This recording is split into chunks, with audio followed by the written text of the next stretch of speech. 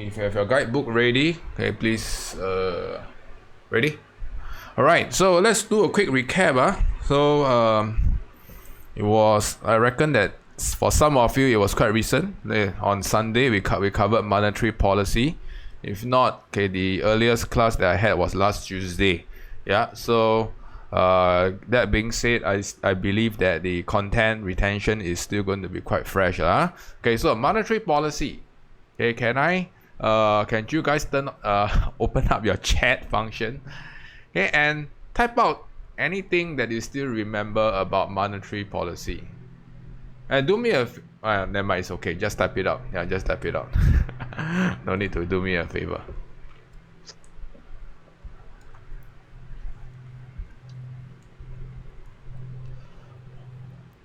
Right, the faster you guys participate, the faster we can end, and the faster you can, okay, go back to PH mode. So sorry to rob out of you from your PH experience. Not so much of a long weekend, right? We have exchange rate and interest rate.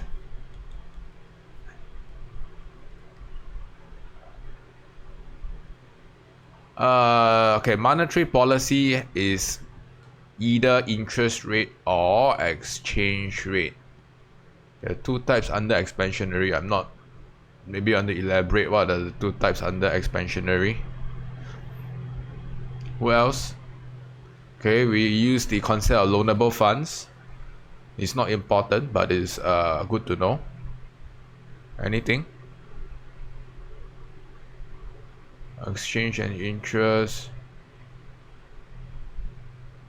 Yeah, so the two types are exchange rate and interest rate. Both of them can have contractionary or contractionary effects.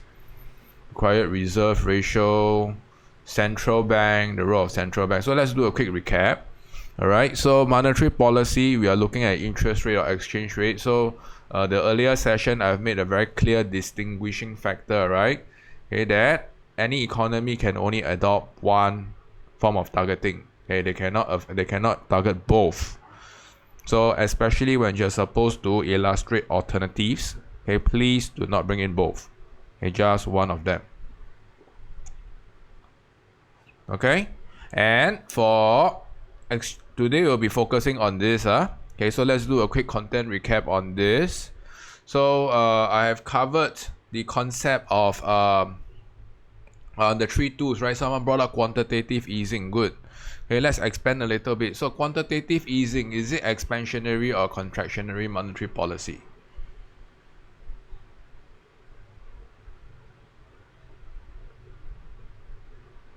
Okay, this is important. Okay, so it is a form of good Nino, good Cheryl. What about the rest?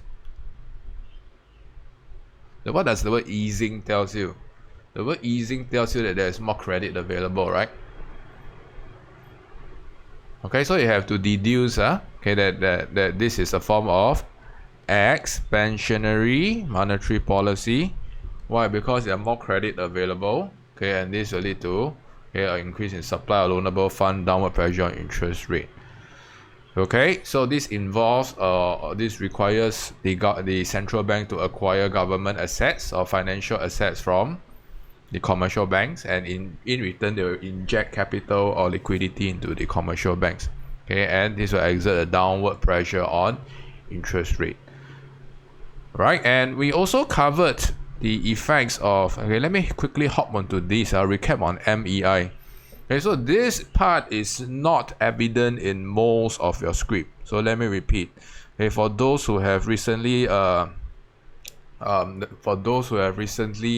attended last week's lesson, okay, the effects on investment is not good. Okay, so let me quickly recap. Okay, so please refer to your book again. Okay, I believe is page 66. Is it page 66? I'm not sure. Oh yeah, see? I think Mr. Teo knows the book, so inside out there I know the page number. Okay, so yes. Okay, like I've said, okay, this diagram is not important. So When we look at the effects on interest rate on investment, okay, we are always looking out for these two terms, the expected rate of return versus, okay, the current cost of borrowing. So if the expected rate of return exceeds the cost of borrowing, then the firm is going to expect positive net expected returns. Okay, so it's always looking out for this inequality sign. Okay, likewise, okay, if the expected rate of return is lower, then we are going to expect a negative or a fall in net expected returns. Okay, so last week I actually went through quite extensively on the diagram. We don't need the diagram to illustrate the effects on investment. Don't need to draw that. Okay, so the whole concept, okay, is actually derived from the diagram. So for the viewers, okay, if you're not sure what I'm referring to, catch up on the earlier lesson on the monetary policy. Alright, so remember, it's always telling me, okay, what is the relative expected rate of return as compared to the cost of borrowing. Right, your cost of borrowing will be the one that changes. Okay, your interest rate, it either goes up or goes down. Okay, if it goes down, then expected rate of return relative to cost of borrowing, okay, will be higher. And this actually prompts the firms to invest more when there are positive net expected returns.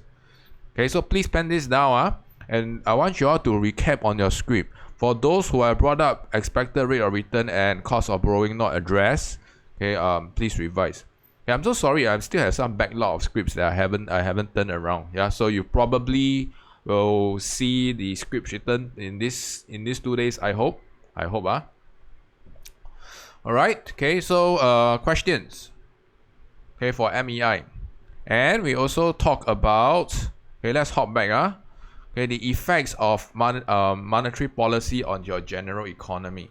Okay, so a lot of students, when they were attempting last week's script, okay, they actually did not use specific terms. Okay, so for instance, we know that there will be a downward pressure on interest rate, right? And this will lead to higher investment. So you need to use the MEI approach or the expected rate of return approach. And for increase in consumption, a lot of students did not use the concept of big ticket items or op cost. So remember, your choice. You need to talk about how this actually distorts the or how this actually incentivize or penalize the consumption of big ticket items because of interest expense. Okay, as well as opportunity cost of saving or consumption, op cost. Okay, you can use either one. Okay, and for these two lessons, okay, this lesson and the upcoming one, okay, I will be working out on the effects on net exports, okay, using Marshall-Lerner condition. So this one, okay, I will KIV for now. So a lot of students did not manage to elaborate using the ADAS framework. So I also want you all to revise. Okay, for your earlier assignment, if I mentioned that your ADAS is incomplete, okay, it simply means that you are not using what we have covered under the ADAS lesson. Yeah, you did not state the multiplier effect. Okay, you did not state the unplanned inventory effect. Okay, whichever. All right. Okay, so with this, okay, I am going to wrap up, okay, all the revision for these two lessons. This monetary policy, okay, I hope, okay, this won't be an issue. Just remember, exchange rate monetary policy is adopted by Singapore, right? And if the extract is non-Singapore, it's likely to be interest rate driven. Okay, so I would like you guys to join this Kahoot quiz. Okay, I'm going to copy the link.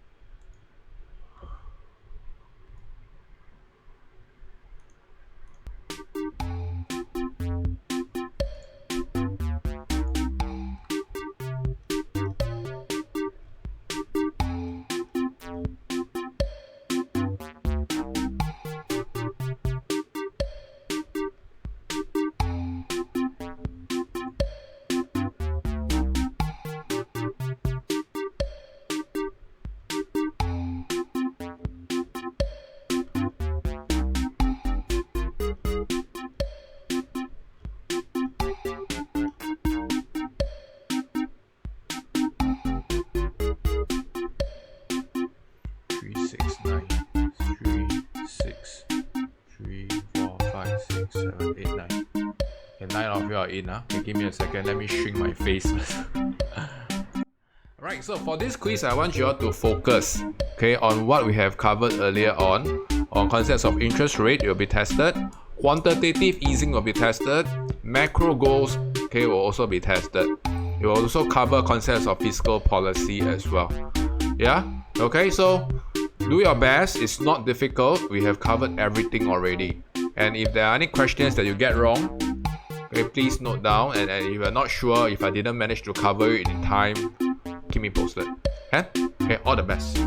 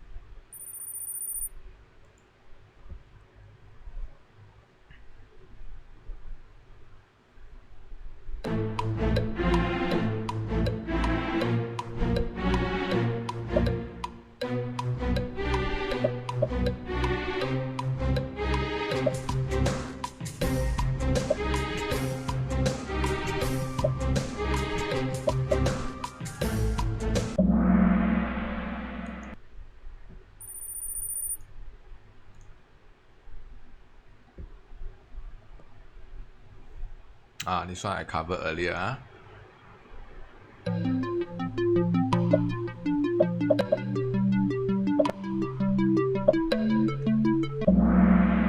Okay, well done everyone. At least none of you are sleeping when I cover this. Important, QE.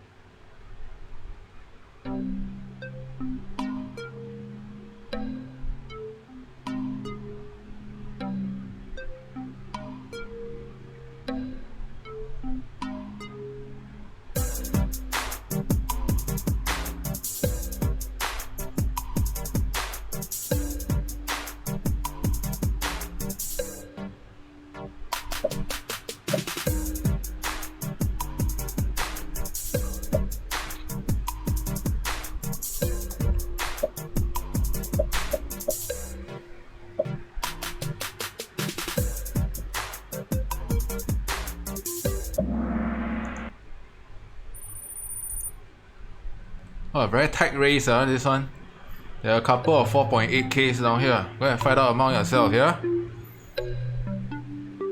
Yeah, I've given you all more time for this because the font size is relatively small.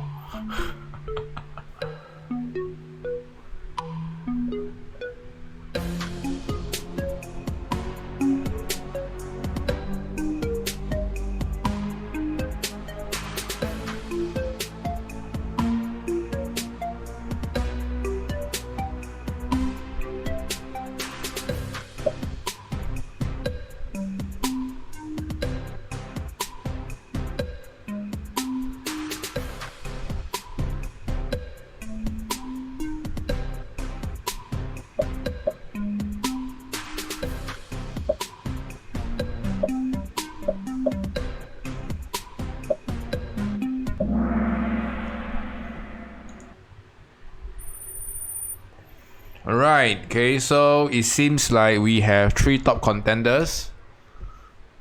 So please do not flop for the last question, last 2.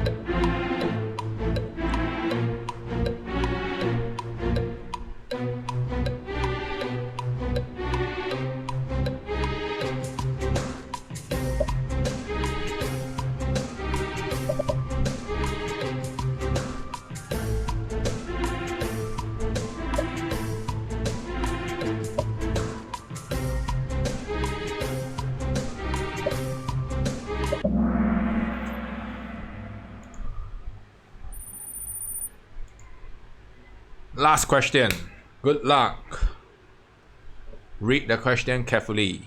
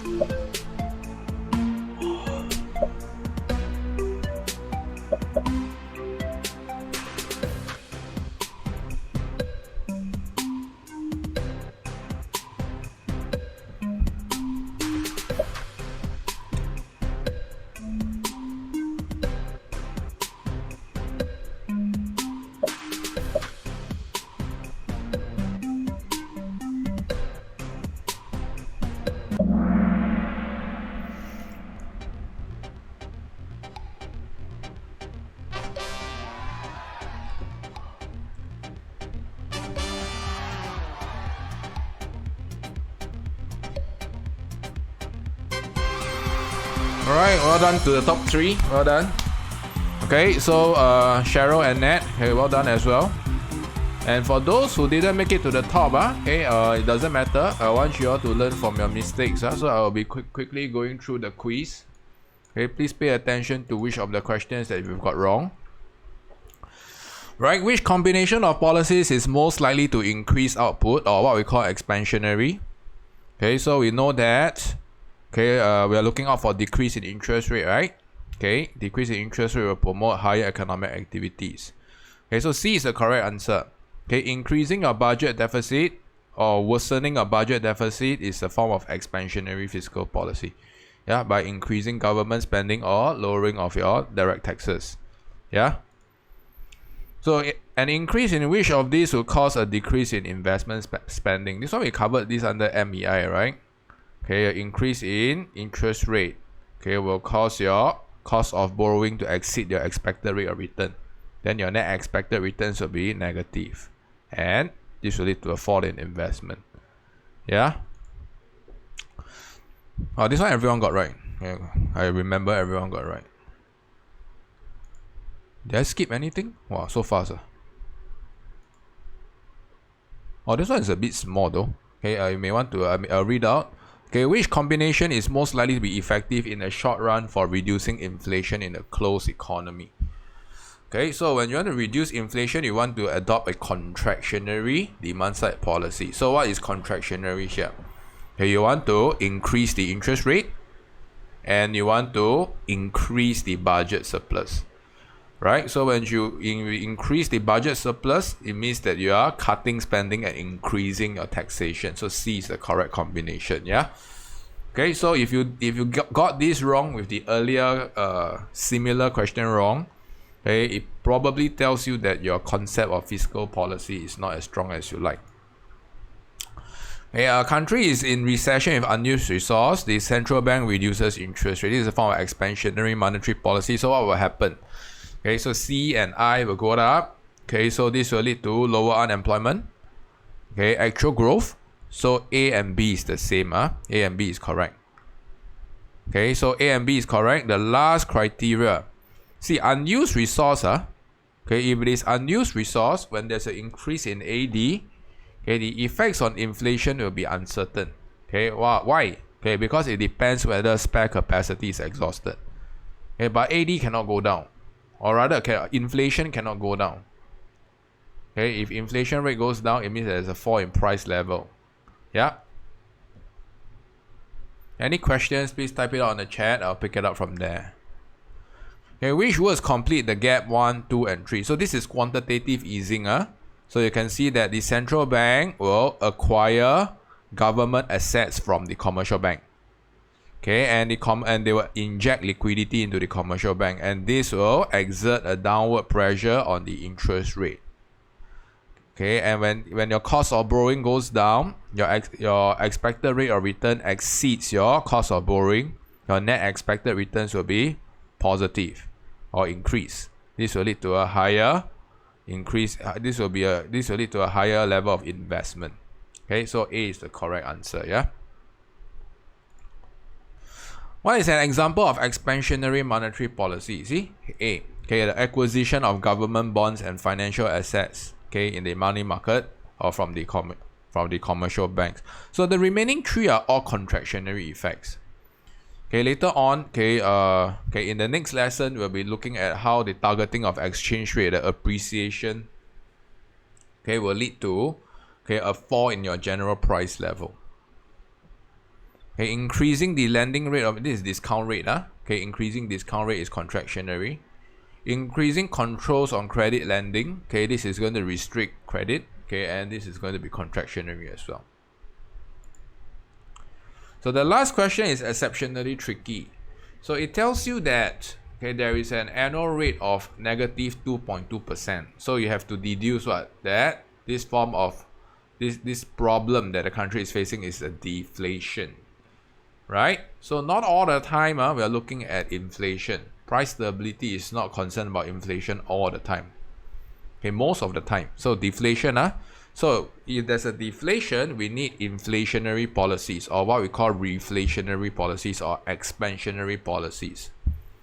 Okay, so we have to increase government spending or lower taxes and lower interest rates. So C is the correct combination. Okay, so with this, I'm going to close this. I want to take any more questions offline. If any of the questions that you're not sure how it was explained, okay, please stay back during the break and ask me. Clear? Alright, so with this, I am going to move on to today's objective. Today we have quite a sizable level of number of objectives to cover.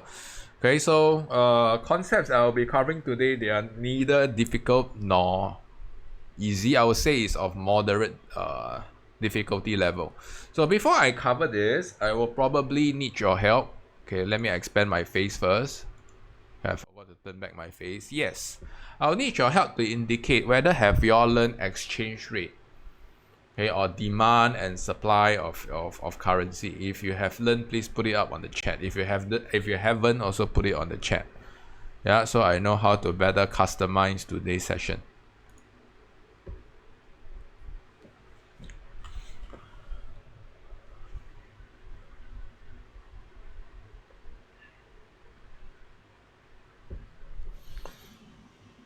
Right, it seems like most have learned already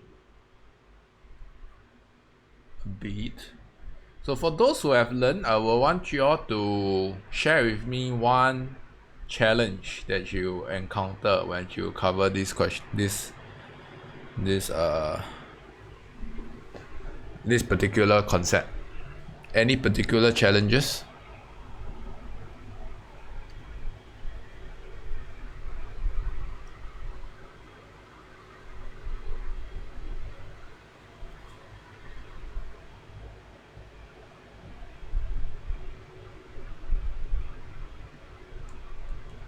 Hard to fully understand the concept.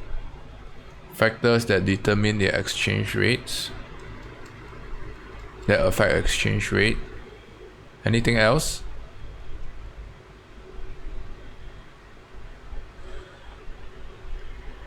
Okay, good. Okay, so let's quickly go through. There are 11 objectives here. Okay, so today I will share with you an acronym that's not in the book. Okay, you are supposed to copy down in the book. If you don't copy, it's your loss. So, okay, we'll be going through what is exchange rate. Okay, so this is a two-part lesson. The next lesson we'll be going through exchange rate policy. Okay, so exchange rate and exchange rate policy are closely related.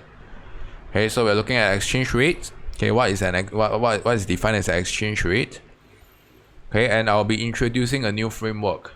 Okay, which is it consists of demand and supply of your currency. Okay, so it's important to take perspective. Okay, we are looking at the domestic currency. So later on, I will introduce you the framework. Okay, we'll talk about how your exchange rate is determined. So these two and three is actually largely related to what we have covered in micro under demand and supply. So if you realize that they are struggling here, it probably means that you didn't learn your demand and supply well enough. Okay, when they're in your first year program. Right.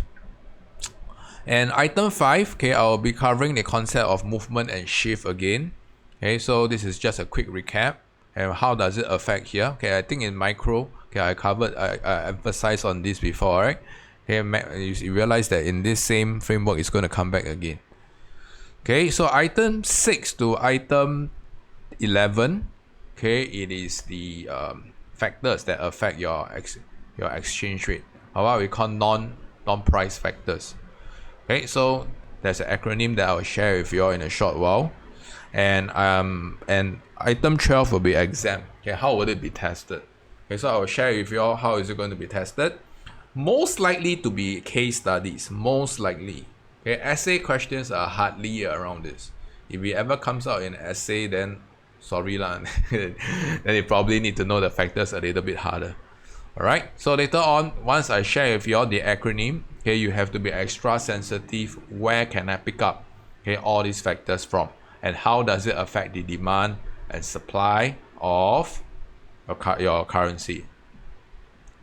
So before let's move on to the next part on exchange rate. Okay, you can refer to page 104. Okay, so 104. Okay, so exchange rate, it refers to the price of currency expressed in another currency, right? Okay, price of currency which is expressed in another currency. So later on, I will show you, okay, in a diagram, okay, how are we going to express in the form of another currency. Okay, so having said that, it is good to understand some of the terms that are used in exchange rate. Okay, so remember, okay, exchange rate, we are concerned about appreciation and depreciation. Strictly these two terms. Or you can use the concept of strengthen and weaken. Clear? Okay, anyone bringing increase or decrease, rise or fall? Okay, I'll mark you down.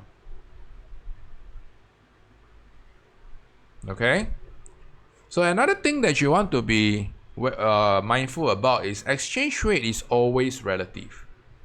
What do we mean by relative? Okay, so when we see that one currency strengthens, it means that on a relative basis, and not the another currency there is you realize that it's expressed in another currency, right? Okay, the other currency will be relatively weaker. Okay, likewise, if the currency that we are looking at depreciates, it simply means that on a relative basis, the another currency actually strengthen. Okay, so this is all about relative basis. So you got to get this clear, relative. Okay, so later on, okay, I will show you a little bit more, okay, about the factors. Okay, probably I'll expand this later. Okay, you can ignore this. Okay, I'll expand it later. Alright, so with this, okay, I want to move on to this concept of demand for currency. You can look out for page 105, but I encourage all of you to join me in drawing. Okay, drawing will help you to understand how is this derived. If not, it will be entirely clueless. Okay, so with this, okay, I'm going to kickstart. If you like to draw. If not, okay, just pay attention to what I have to say. So we can see that, okay, whenever we want to identify the domestic currency, the extract will tell us, okay, is a US economy or whatever economy. Okay, so for instance, if you're looking at the foreign exchange market or the money market of US dollar, okay, so it will be the quantity of USD, okay, and price of USD expressed in a foreign currency. So I call it Sing dollar. Okay, so when you label your axis, make sure you label properly. Okay, don't put quantity and price, nobody knows. Okay, you need to put the quantity of the currency that of particular interest and price of the currency in terms of a foreign currency. Is everyone clear? So now your demand of your currency is downward sloping.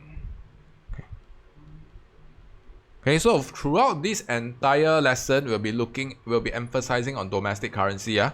Okay, we are not concerned about foreign currency.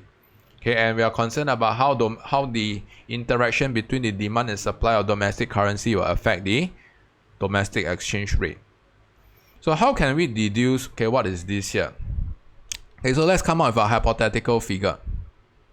Okay, so for instance, we can see that, okay, at this point, okay, your US dollar in terms of Sing dollar will be 150.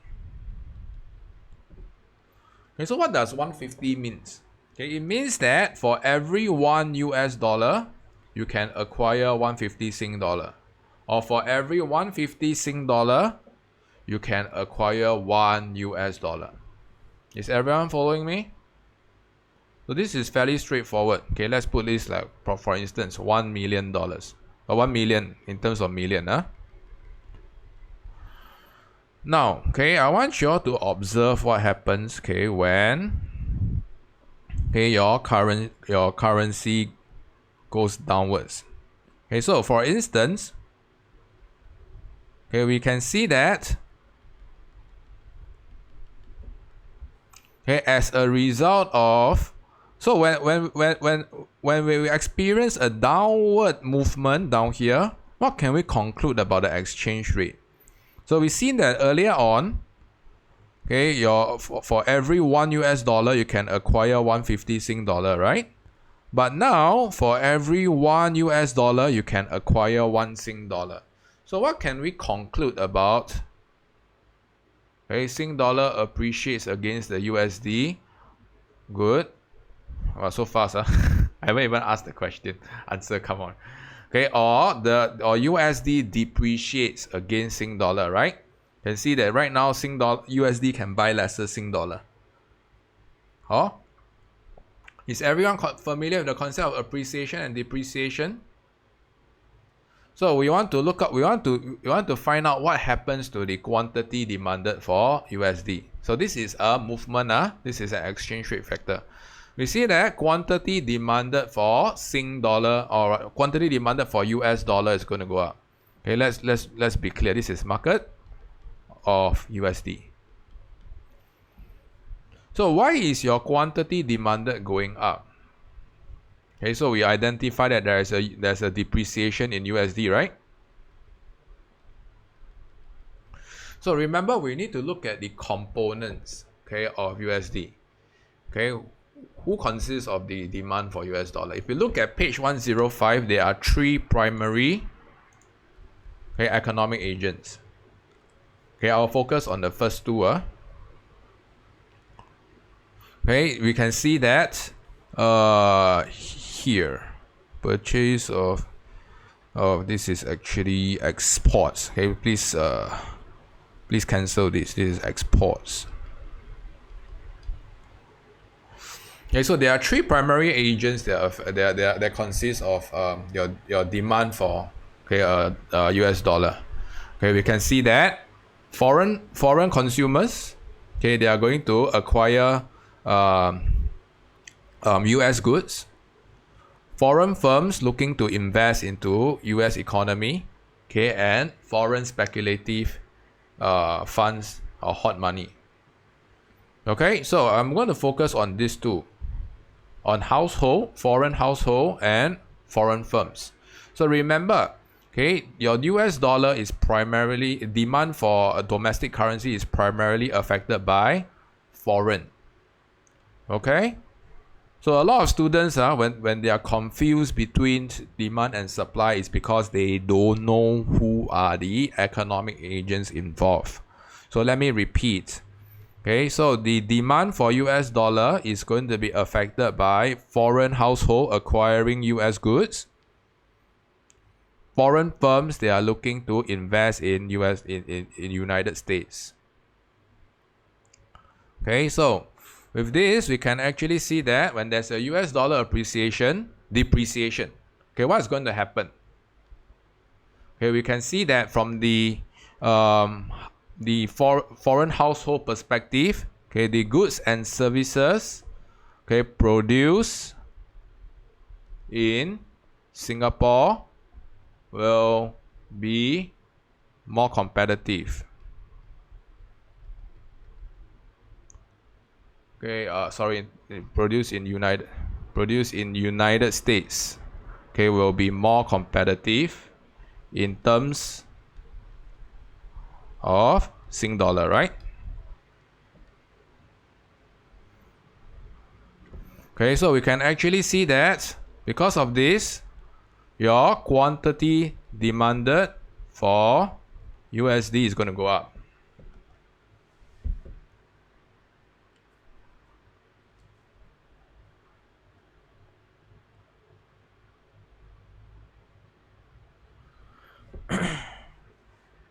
Okay, likewise, we can also see that, okay, for the business front,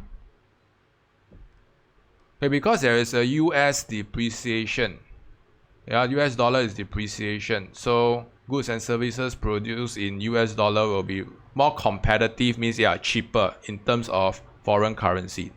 So sometimes you actually use the word competitive or cheaper. So I also want you all to be concerned about this concept of competitive. Competitive, okay, normally we're referring to export competitiveness. Okay, so and we can see that your goods and services, you need to before you acquire US goods and services, you need to acquire US dollar. Okay, that's why quantity demanded for US dollar is going to go up. Okay, so next concept that you want to be concerned about is firms. All right, so foreign firms will need to invest in Singapore. Okay, and we can see that, foreign firms will need to invest in US dollar. Okay, so in this case, we are looking at Singapore investment into US dollar, right? Into the US economy. So when we see that there's a depreciation, okay, of Sing dollar, of US dollar. Sorry, I keep getting the US and Sing because local Singaporean. Okay, it's difficult to change the mindset. Yes.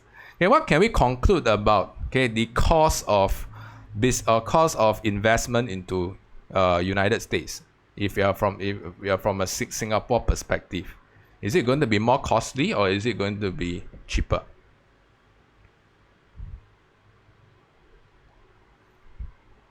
More costly or cheaper? And there's a depreciation of USD. It means that Sing dollar can acquire more US dollar, right? Okay, so Singapore firms will probably find that investing into United States is less costly. Okay, and this will promote higher level of foreign direct investment into US. Okay, and we can see that before you invest into the US, you need to acquire US dollar. Okay, so quantity demanded for USD is going to go up. So far, any questions? Okay, for how a depreciation works. So what I'm illustrating here is a movement.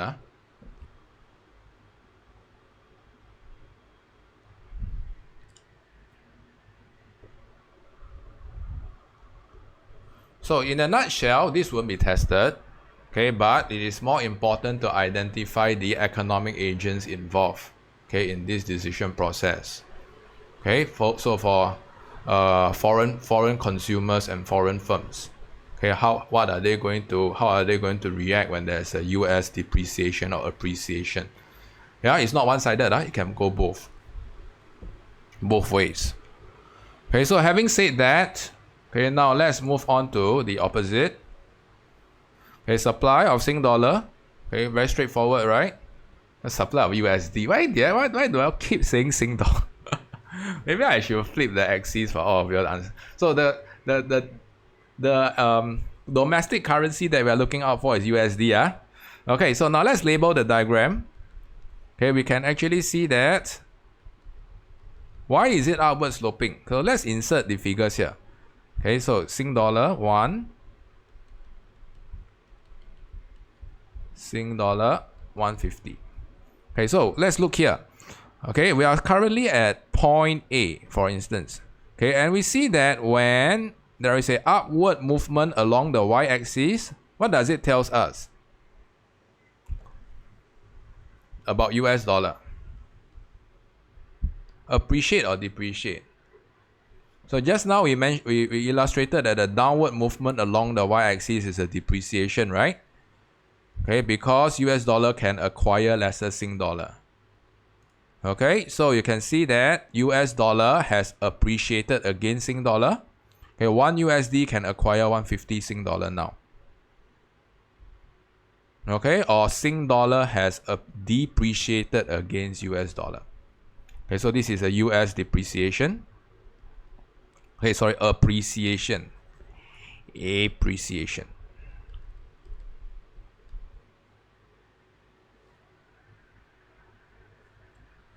Okay, so we can see that as a result of an appreciation, your quantity supplied of US dollar is going to go up. So far, everyone following me? So we are supposed to illustrate why is this happening. So likewise, we have to look at which economic agents are involved in the supply of US dollar. Alright, so which are the economic agents that are involved in supplying of the US dollar? Okay, it has to be US household looking to acquire imports, or what? Okay, US firms, they are looking to invest abroad, right? Okay, it should be the opposite of the what we have seen in the demand side. So now let's look at how the effects of this on your supply, okay, or your quantity supply. Okay, so we can see that when there is a US appreciation, okay, goods and services that is produced in foreign country, Singapore, is going to be relatively cheaper or more expensive in US price. When there's a US appreciation, can you buy more Sing dollar? Okay, good, Tuesha, well done. Right, good, Nat. So goods and services produced abroad, okay, is going to be cheaper in domestic price, right? Domestic US dollar. Because US dollar right now experience an appreciation, okay, is stronger now. Okay, and if you are a US citizen, what do you do? Okay, would you want to buy more import or buy less import? When foreign goods are relatively cheaper, you want to import more, right? Okay, and when you want to import more, okay, you are going to sell more US dollar. Okay, so quantity supplied of USD is going to go up. Okay, you are going to sell more USD to acquire foreign currency.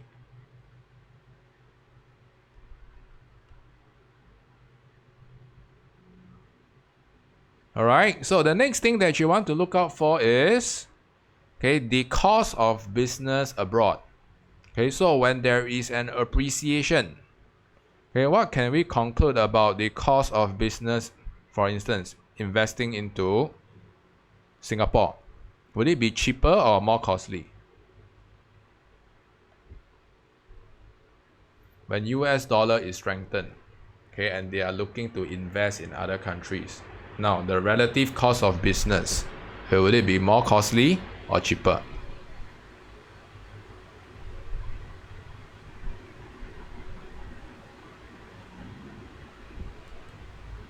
Okay, so it will be cheaper, okay, because of a stronger or a strengthened exchange rate. Okay, the US firms will probably find it cheaper to invest in other countries. Okay, so cheaper for US firms, okay, to invest abroad. And if they want to invest abroad, they will have to sell their existing holdings of US dollar to acquire other currency, right? Okay, quantity supplied of USD will go up. So why am I spending so long to illustrate this? Okay, the reason is fairly simple. Okay, you just need to know which are the economic agents involved. Very important. Okay, because later on, okay, we are going to piece up everything. Okay, I'm going to show you the non-price factors or the non-exchange rate factors that's going to cause a shift. Alright, questions for supply of currency. It won't be tested alone. Okay, it will always be tested together with the demand of the exchange rate. Okay, so now, okay, let's look at this. Okay, we can see that the equilibrium exchange rate, okay, is determined by demand for US dollar and supply of US dollar. Okay, so this will be your equilibrium exchange rate and equilibrium quantity. Right? And we are primarily concerned about shift rather than movement. Remember, in micro, we have learned the concept of shift, right? Or non-price factor, non-exchange rate factors down here. Okay, so we are concerned about what happens when there is a increase in demand for US dollar. Okay, what is going to happen to the exchange rate? Okay, so we can see that there will be a surplus of USD, shortage. Okay, and this will exert an upward pressure on exchange rate. So later on, I will go on to illustrate, okay, what are the factors that causes a shift. Remember, it's all about identifying what causes the shift, and it has to be a non-exchange rate factor. Let me repeat, non-exchange rate factor. The earlier two slides that I've covered, they are exchange rate factors that illustrate a movement. Right? So you probably see this direct, right? Okay, what does direct stand for? Okay, so direct, you can probably replace it here. Okay, this is the updated one. Okay, you can replace the factors that affect the exchange rate. Okay, so what is direct?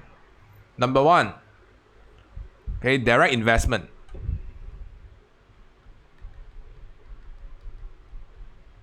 Okay, so what are the factors that causes direct investment to go up or go down? Like for instance, okay, recently there's a war ongoing, right, in Russia and Ukraine. Okay, so what could have caused what could have affect the level of direct investment there? Is it because of instability? Okay, is it because there is a sanction against, okay, a particular country? This can affect the level of direct investment. Right? There is non-exchange rate related. Clear? So keep a lookout of all these cues down here. Direct investment. Okay, we are concerned about interest rate. You see, our friend interest rate comes back.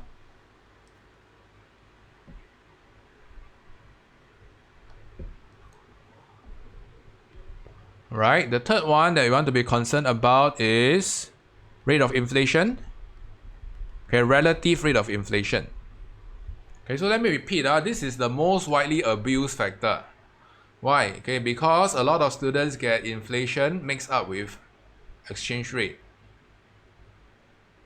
Right? Inflation is domestic price. Exchange rate is price expressed, your price of your good expressed in another good. Right? We'll be looking at expectation. of future exchange rate,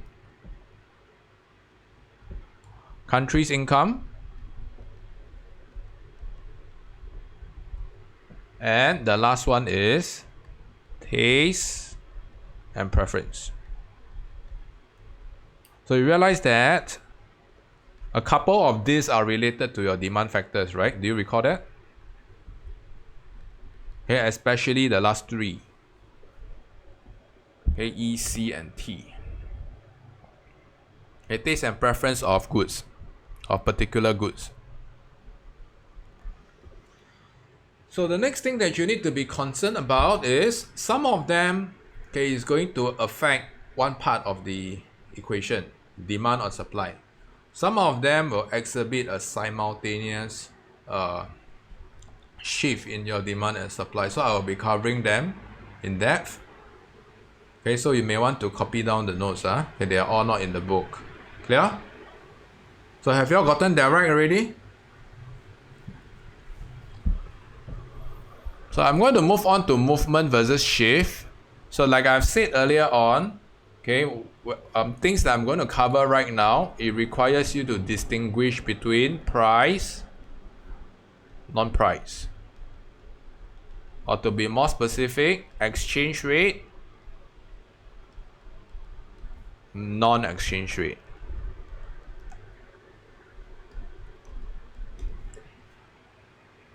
Right, pessimistic outlook, yeah, correct. Okay, we can affect the level of direct investment. So, okay, having said that, our entire emphasis will be on this. Okay, non-price or non-exchange rate that was going to cause a shift in your demand or shift in your supply. Clear?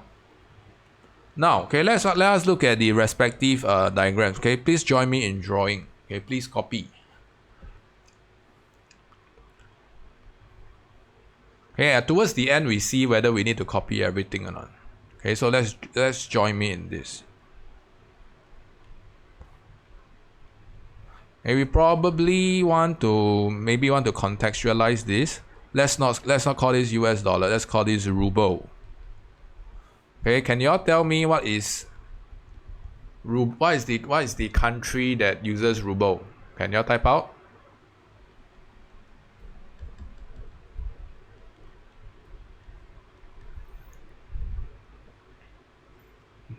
Okay, good, Nino. Which country uses ruble?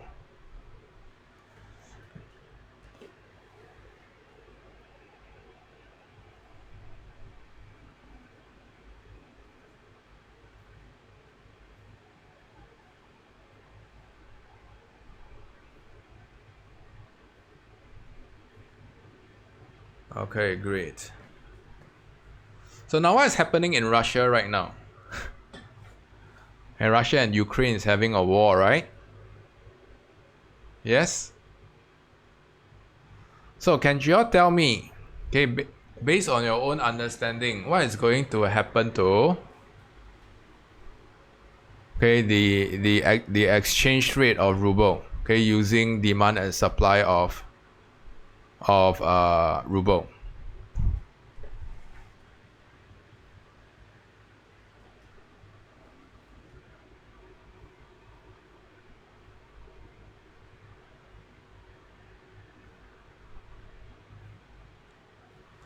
Okay, so someone mentioned that there are sanctions and tariffs being placed on Russia. Okay, there's a fall in direct investment. What else? So someone brought up something very crucial. So if you are a foreign firm, you probably do not want to invest in Russia right now, right? Yes? Agreed? Loss in business confidence. So we have to look from the perspective of foreign and domestic. Okay, so what's the perspective that we need to take? So when extracts are tested like this, okay, you need to quickly zoom into number one, okay, which determinant is tested. Number two, okay, how does it affect demand, or how does it affect supply, or how does it affect both? Okay, and number three, okay, the effects on exchange rate? So some of you already come up with the answer already. Probably congrats. You can go straight to the time practice. No need to stay. All right. Okay. So now let's deduce. Let's for instance, you know that there are. I think Nino brought something very crucial. There are sanctions and tariffs. In fact, Singapore is also imposing sanctions and against Russia. Okay. So, okay. Singapore firms are not able to deal in Russia directly, or it needs special approval. So what you can see is there will be a fall in direct investment, right? Especially from the perspective of foreigners. Foreign firms will find it harder to do business in Russia because of sanctions. Is everyone following me? This is not an exchange rate factor, right? And we can see that if you are a domestic Russian firm, okay, would you want to stay input in Russia, or would you want to run away and invest elsewhere in Russia because of probably sanctions that's imposed? You find it more, if you're a domestic Russian firm, you find that it's more difficult to conduct business in Russia. What would you want to do? Okay, you will probably want to move your capital out elsewhere, right? Okay, and you want to invest in other countries. Okay, so you can actually see that simultaneously, okay, this exerts a downward pressure on your exchange rate. So like I've said, I'm not particularly concerned about how the answer is derived. I'm concerned about how you derive the answer, okay, from the perspective of foreign firms and domestic firms. Okay, foreign firms will find it less profitable, okay, more difficult to okay, let me repeat. Foreign, domestic. Foreign, very straightforward. Everyone tells me demand falls. I've mentioned this before. Demand of a currency is affected, but foreigners affect demand for the currency. Okay, and if you are a domestic firm in Russia, domestic, okay, when we're looking at the overall level of direct investment, we are not concerned about foreign alone. We are concerned about domestic investments as well. Cumulatively, okay, this will be known as your overall direct investment, right? I mentioned earlier on that foreign firms or domestic firms will find it what? Okay, probably a lot harder to do business in Russia, right? Yes, because of all the sanctions imposed. So what would they like to do? Okay, they will probably want to invest abroad. Okay, when they invest abroad, okay, they will have to sell rubles in order to acquire foreign currency. And that's why your supply will increase. Clear?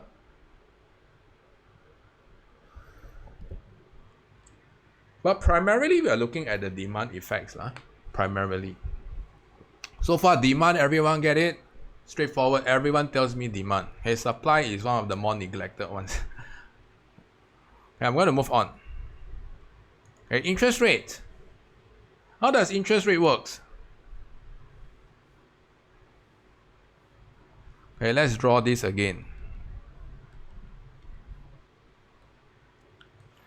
Okay, we can see that. Okay, this is your exchange rate and quantity.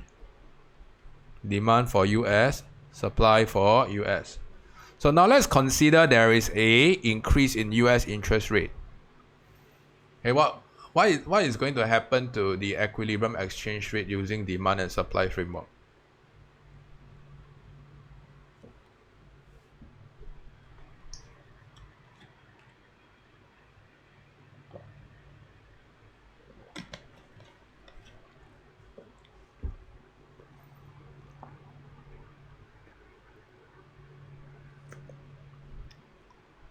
I give you all a hint. Okay, it's actually related to speculative returns, or the third part that I didn't really cover.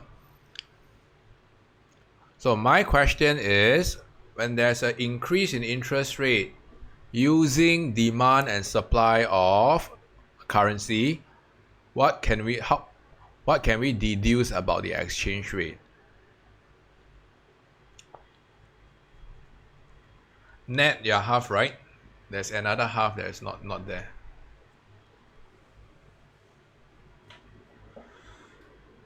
So remember, okay, it is all about speculative hot returns, right? Interest rate, you can see that when interest rate goes up, there will be a hot money inflow. Okay, so hot money inflow, how does it work? Okay, we can see that foreign firm or foreign speculators would like to hold on to more US dollar because of higher returns on US assets. This one's straightforward, right? Yes? Okay, so if they invest in USD, okay, the returns on their assets or savings is going to be higher. Okay, so there will be an inflow, okay, of hot money. For domestic speculators, okay, would they want to hold on to more US dollar or hold on to less US dollar? Just now I mentioned foreign speculators. Foreign speculators affect demand. What about domestic speculators? They will affect supply. Okay, but you have to deduce whether they would like to hold on to more US dollar or less US dollar.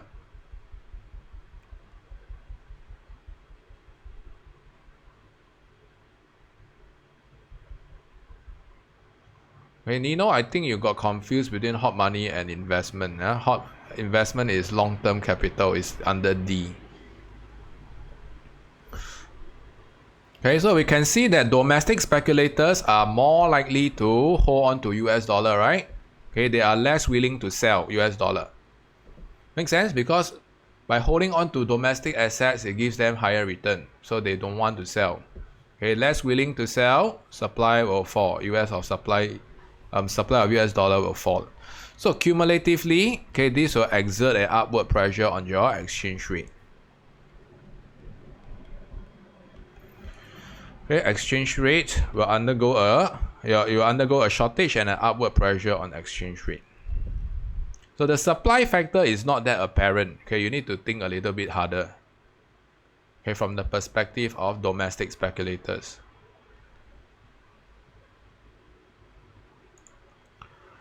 Next, okay, rate of inflation. Okay, rate of inflation, how does it work? Okay, so for instance, okay, when there is an increase in domestic price level or increase in domestic inflation,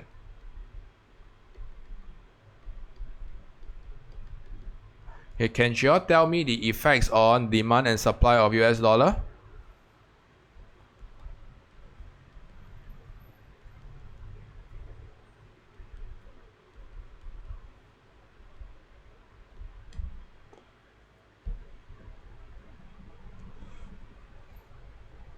What happens when there is rise in domestic price level?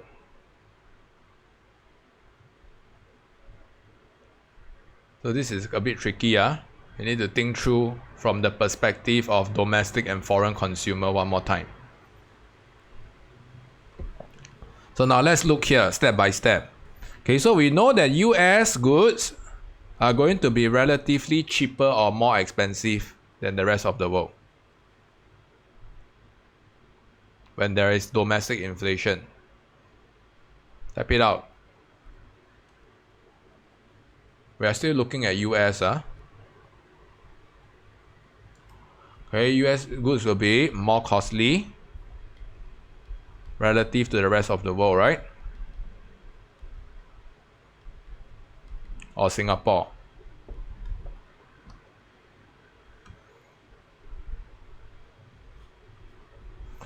Okay, so this will exert two separate effects. Number one, if US goods are more costly, okay, will foreigners buy more US goods or buy less US goods? More or less. Foreigners.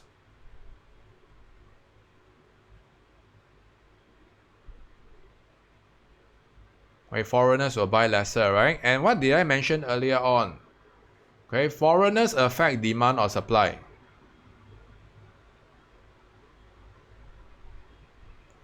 Okay, good, Fasha. Good, Erica. So there will be a fall in demand for US dollar, right? Okay, because US goods are relatively more costly now. Okay, so in this case, okay, your currency is usually a derived demand. Okay, demand for US dollar will go down. So ladies and gentlemen, this is how you want to derive step by step. Okay, at the same time, you realize that okay, because US goods are more costly now, what is going to happen to the consumption pattern in the United States? Will they buy more domestic goods or will they buy more foreign imports? If you are a US citizen.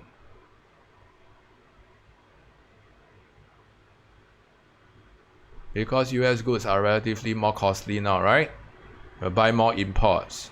Okay, but when you buy more imports, okay, you will have to sell US dollar. So there will be an increase in supply of US dollar.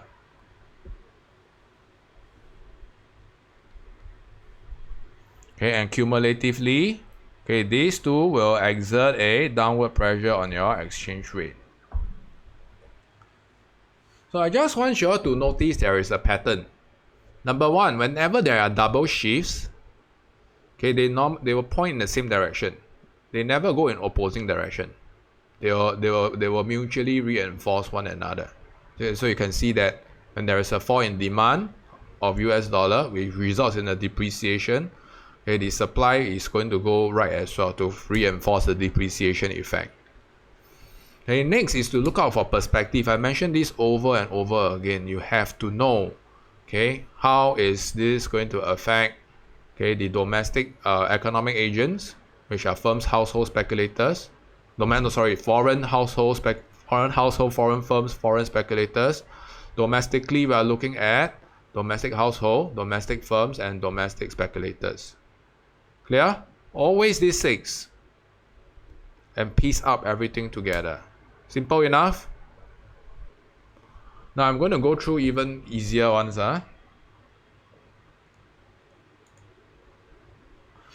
Okay, expectation of future exchange rate. Okay, now let's consider this. If you expect future exchange rate, the catch is future, not present. Present means it's a movement. Future means there is a shift. Okay, and we know that this is the equilibrium exchange and quantity, right? So if you expect US dollar to appreciate in the future, okay, how will it affect, okay, the domestic factors? The demand factors. We need to look out for who is involved in exchange rate changes, right? So most likely to be foreign speculators. So if they expect exchange rate to appreciate in the future, what will they do right now? What will happen to demand for US dollar?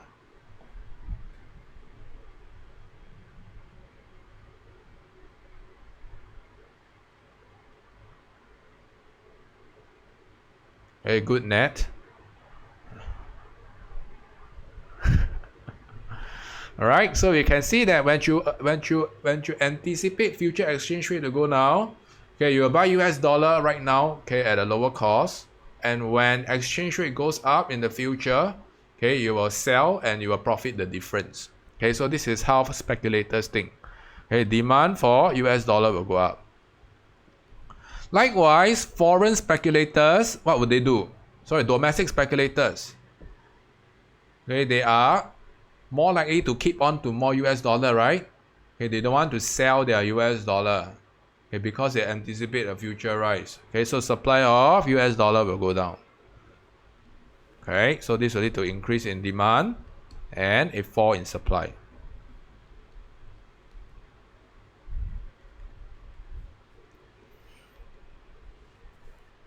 So far, any questions on deducing the effects on demand and supply? Okay, so for those who are getting the answers right, okay, you can actually see that, okay, by participating, your concepts are mutually reinforced. Okay, I'm going to wrap up with the easiest two already. Okay, country's income. Country's income, okay, we have to look out specifically. Read the extract carefully. Now, if the extract tells you that there is a domestic recession,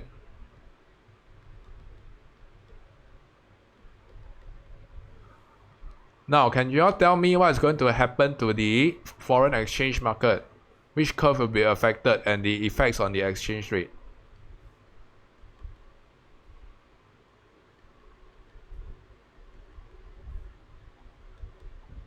When there's a domestic recession.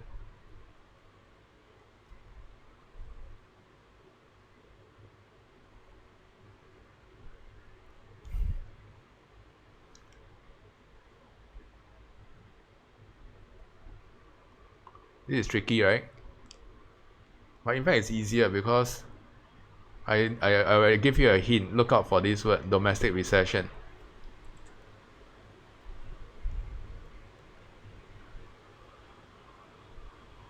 The domestic recession only affects the people domestically, right? Okay, so supply will be affected. So how is supply affected? So first of all, we need to uncover, okay, when there is a recession, we know that there is going to be a fall in household income, right? And assuming that imports are normal good, demand for imports will go down.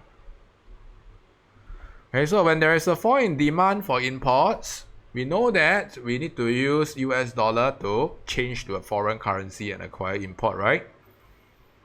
Okay, so would you be more willing to sell your good Tuisha? Would you be more willing to sell US dollar to acquire foreign currency and import, or less willing to sell foreign currency and acquire imports? So this one requires you to think a little bit. So you're more likely to hold on to US dollar, right? You probably don't want to acquire more imports. Agreed? Okay, so supply of US dollar will fall.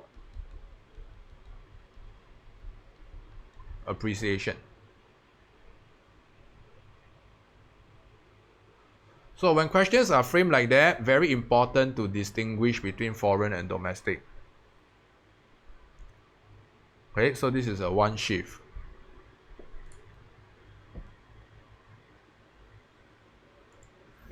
Alright, now, okay, we can see that there is a taste and preference.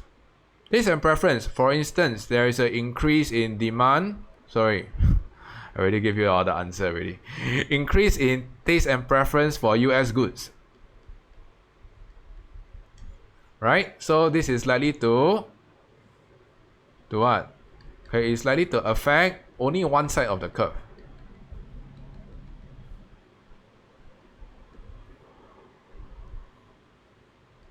Okay, increase in demand for US goods or US exports. To be more specific, US exports. Okay, then demand of the of US dollar is going to go up. Okay, this is the easiest.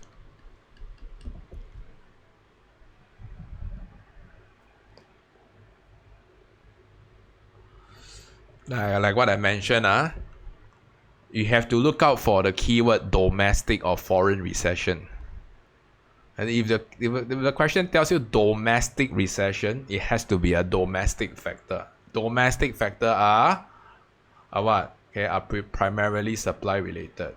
That's why at the very first part I already said, must distinguish the economic agents involved in both demand and supply. Must distinguish them. Okay? Alright, okay, so with this, let's quickly wrap up. Okay, we have gone through quite extensively on direct. Yeah? Okay, so we are supposed to use direct to predict exchange rate changes. Later on in the extract, you will encounter that.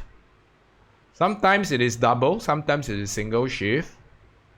Okay, so most of the time you can deduce whether there are simultaneous or single shift through the mark allocation. Most of the time, especially for case studies. Okay, so today we learned direct. We learned the effects of direct on exchange rate. It doesn't mean that we have to abuse that. Okay, so only, okay, please copy this down. Only when the question tells you to use a foreign exchange diagram using demand and supply of currency. Okay, these few keywords will tell you to use exchange rate diagram. If not, don't use this at all. We don't need that. Okay, so please don't abuse this. So you don't often see such questions. Okay, but later in the extract you will see that. I guarantee you. Clear? So with this, okay, let's go for a short break. Okay, when you are back, please turn on your webcam. Questions for me, stay back and ask me. Thank you.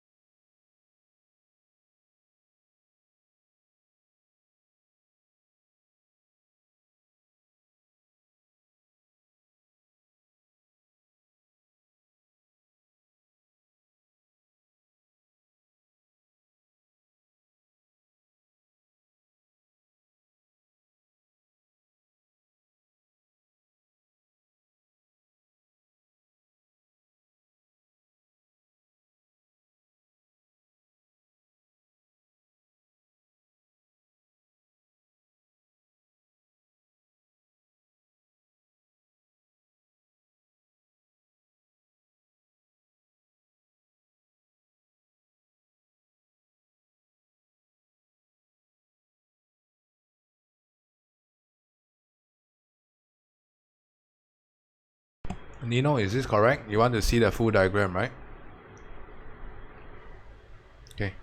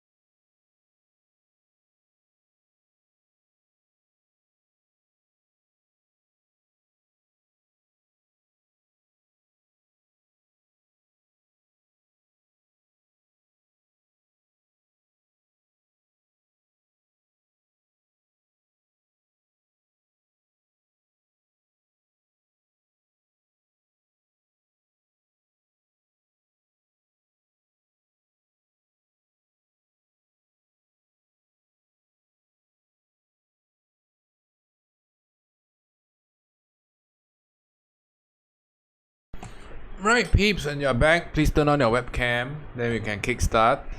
Can probably wrap up today's PH by wrapping up early.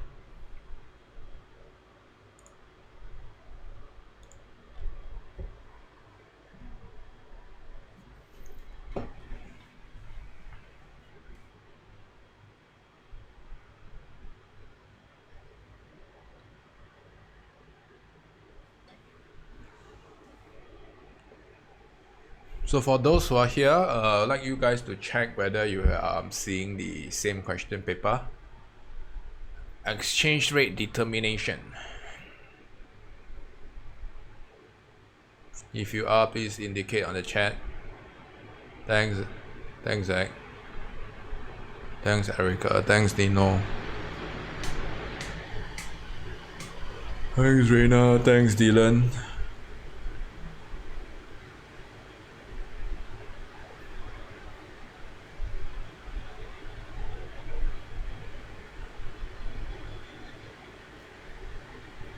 Right, okay, so I'm going to assume all of you are seeing the same one, don't do the wrong one.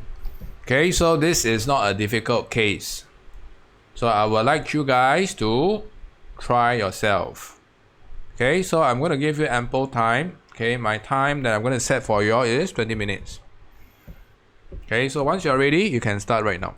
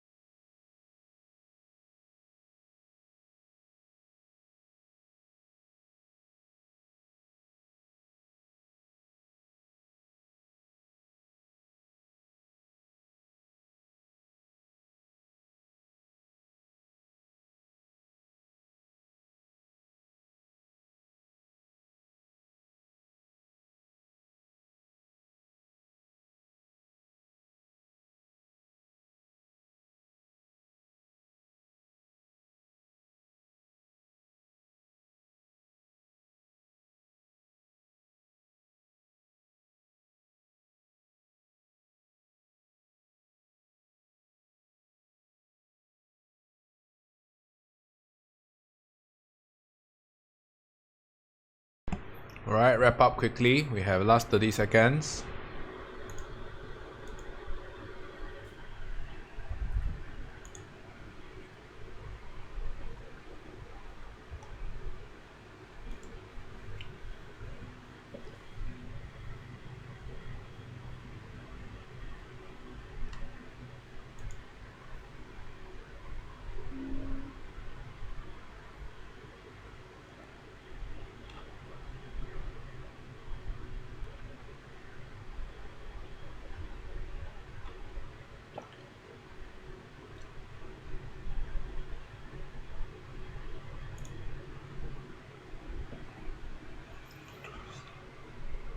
Alright, thanks. And that's it for your time practice.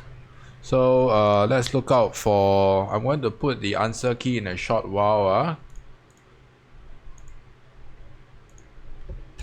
Okay, so I'll put it later. All I need you is to turn on your camera and we will go through the questions together.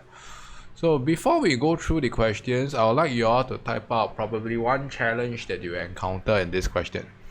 Can be anything, so that I can better customize the remaining session for the rest of you.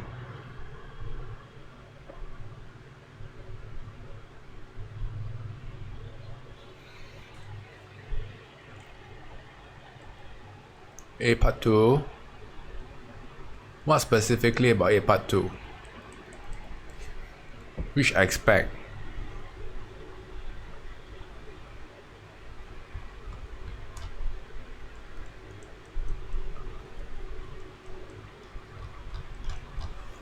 Right, not sure how to link to price, explaining the reasons. A part 2.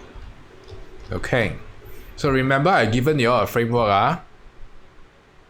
Okay, so we can find some traces of direct. So let's try to find traces of direct from A part 2. Okay, let's go through question by question. So we are supposed to compare the yearly exchange rate of UK pound per US dollar and euro per US dollar during the period of 18 to 11. Right? So what can we conclude about these two?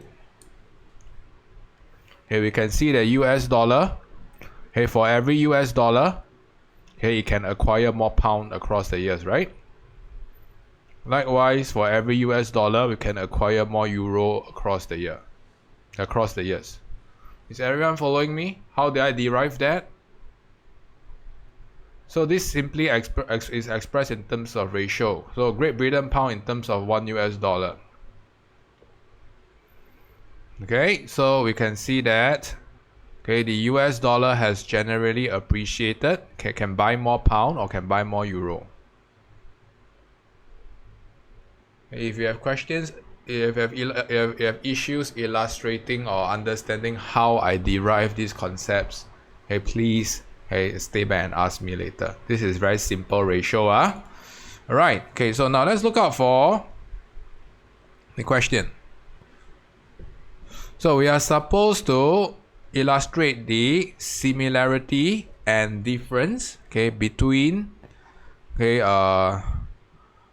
currency. So in this case, the currency that we want to look out for is UK pound and euro. So we can see that the UK pound and the euro has generally depreciated against the dollar.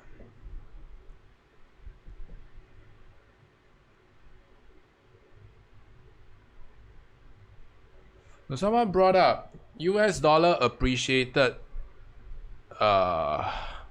against euro and GBP. I'm going to accept that as well.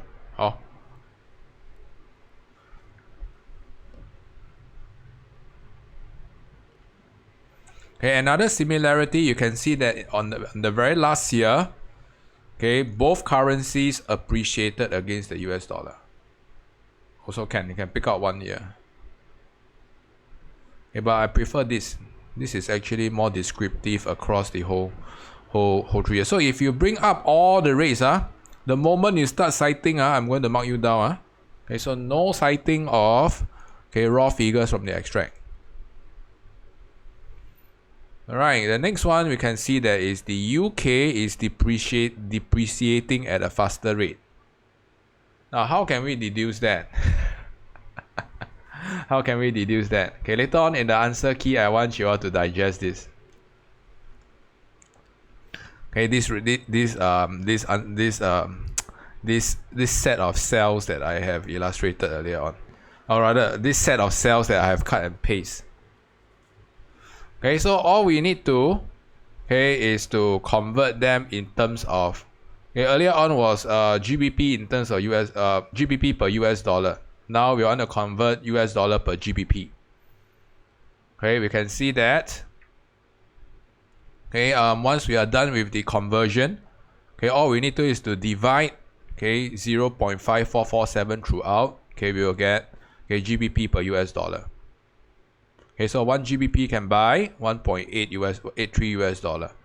Likewise, for 2011, we do the same, divide by 0.6235 throughout. Okay, we'll get 1 GBP can buy 1.60 US dollar. Okay, so the rate of depreciation is 12.64%. But I've said, okay, but this is a little bit tricky lah. Okay, so you need to convert them manually. Okay, so I am okay if you just tell me that it depreciated at a faster rate. Okay, all of you are not, don't need to go through this mathematical agony, right? Okay, and similarity too. Okay, if the command word yearly is absent, okay, then 2011 or rather then this will be rejected. Okay, so we cannot look at yearly figures unless the question tells us that yearly can be accepted. See, the question already say yearly can be accepted. Okay, so similarity 2 will not be accepted because it generally does not address the general time window or time period. Clear? Is everyone clear about how the question? Can I use a sure 201? Yeah, you can. From the US dollar perspective, you can. Have I answered whoever that asked the question? Yeah. That's why I say it's always like, exchange rate is always like a tango. Okay, when one party step forward, the other party step backward. It's like a dance. Yeah.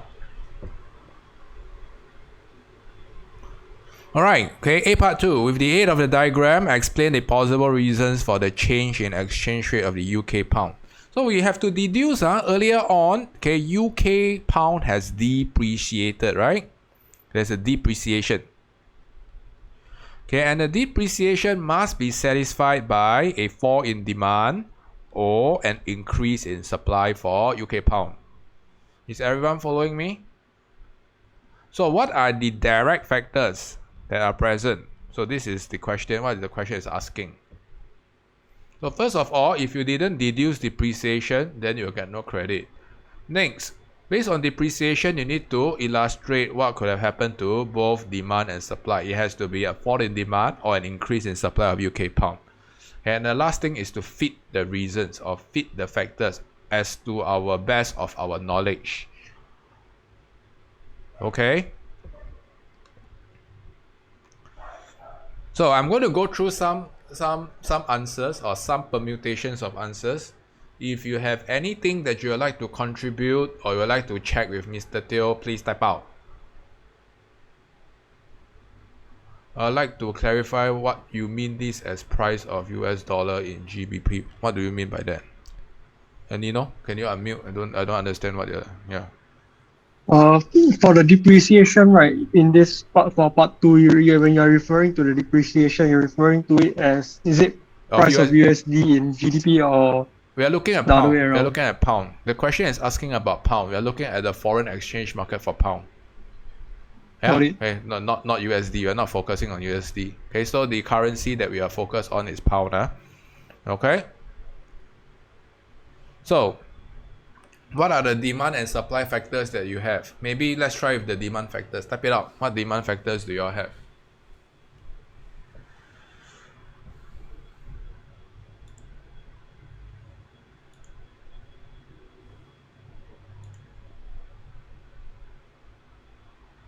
Any demand factors?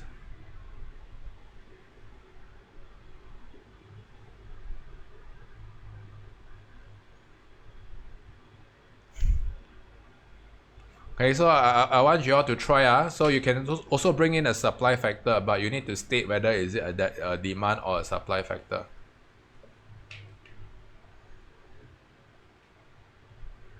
Okay, taste and preference for UK goods.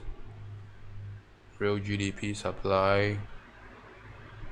I'm not sure whether taste and preference is there though. I'm not sure. Pessimism, okay. Expectation of future depreciation. Got no. Okay, for those who brought up, okay, make sure you link it to the extract. I need to see how you relate to the extract. Okay, we cannot plug direct from air.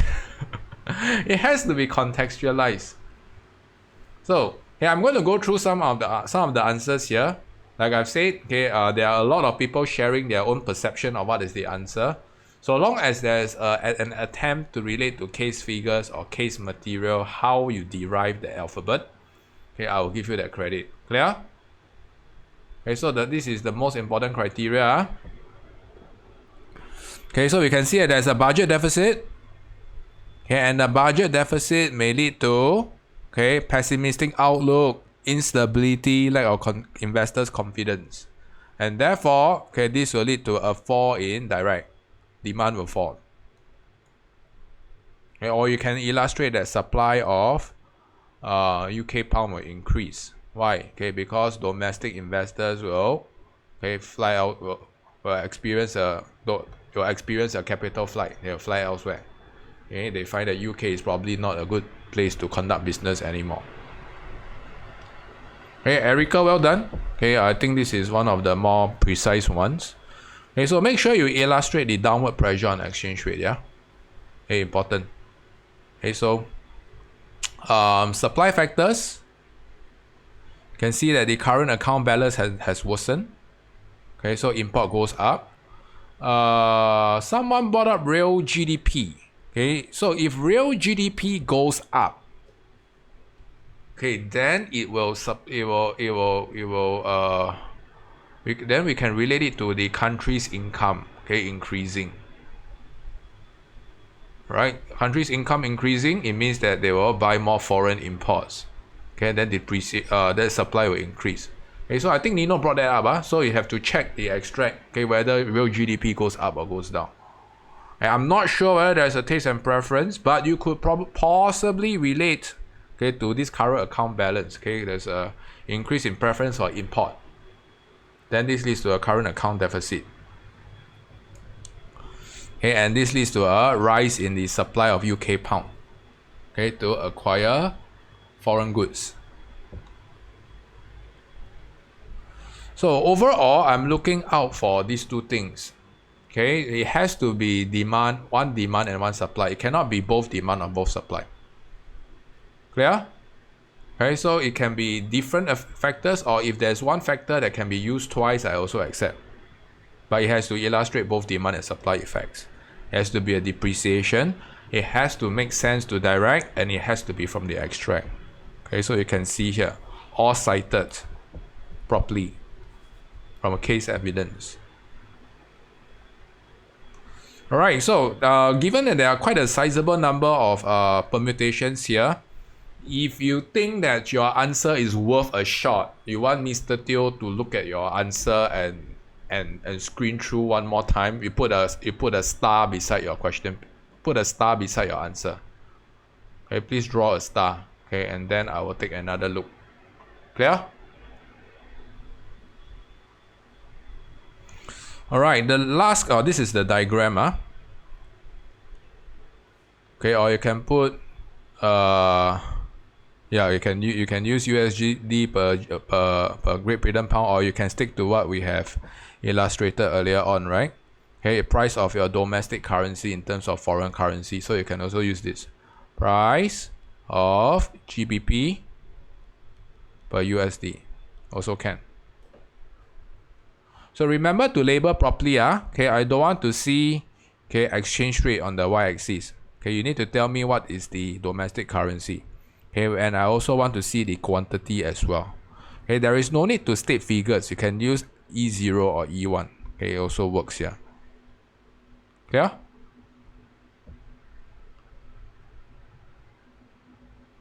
Alright, I'm going to move on to the last part. Okay, so there's a lot to read. You can read through yourself. Right? Okay, you have to illustrate, extract findings. Okay, if not, okay, I would also I will mark you down. Okay, if you cannot cite properly. So the last question is actually one of the questions that is exceptionally common in case studies. Okay, please put a star for questions like question B. So they will often ask you to relate exchange rate to inflation. Let me repeat, exchange rate to inflation or price stability. Alright, so depending on the mark allocation, okay, you will want to vary your answer. So if it is a 2-mark question, okay, we need to look out for how it affects. Remember, the keyword here is price stability or inflation, right? Concept is inflation. Okay, so you need to either look out for how it affects demand pull or cost push, or how it affects AD or AS. So such questions are fairly popular because when it goes up to 4 marks, you need to illustrate both effects. Okay, my H1 students exceptionally crucial.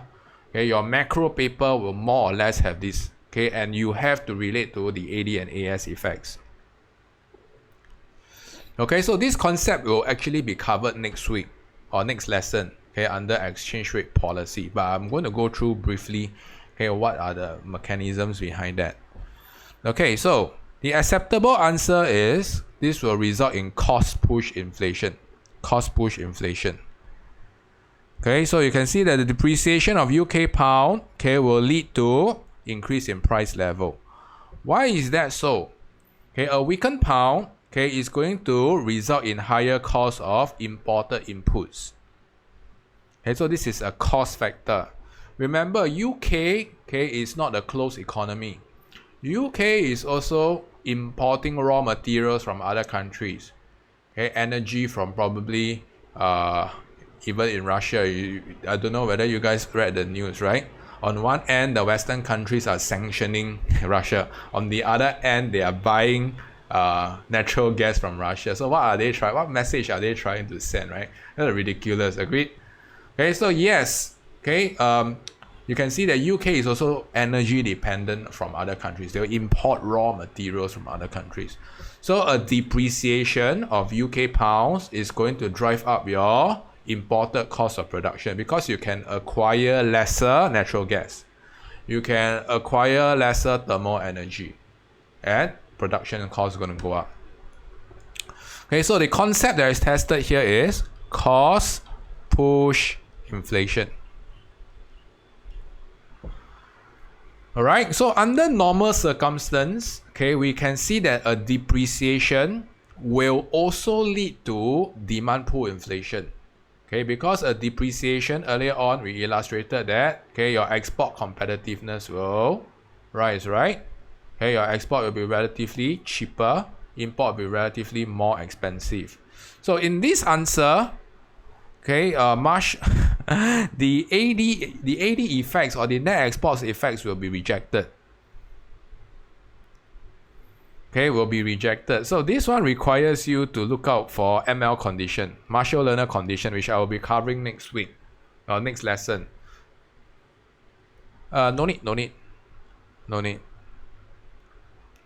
Okay, so the question requires you to scrutinize that Marshall-Lerner condition is not adhered. And when Marshall-Lerner condition is not adhered, okay, your current account worsen, and your this implies that your net export is unlikely to rise. So the next lesson we'll be learning the concept of J-curve. Okay, so your current account balance will initially worsen before it improve.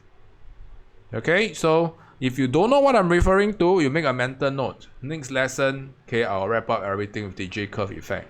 Then you probably understand why demand pull inflation is unlikely. But normally, okay, this line of approach will work. You will often see in our future answer keys that it will illustrate both AD and AS effect. Alright? Okay, likewise, you can see that an appreciation is also going to affect your production cost and your export competitiveness from the AS and AD effect.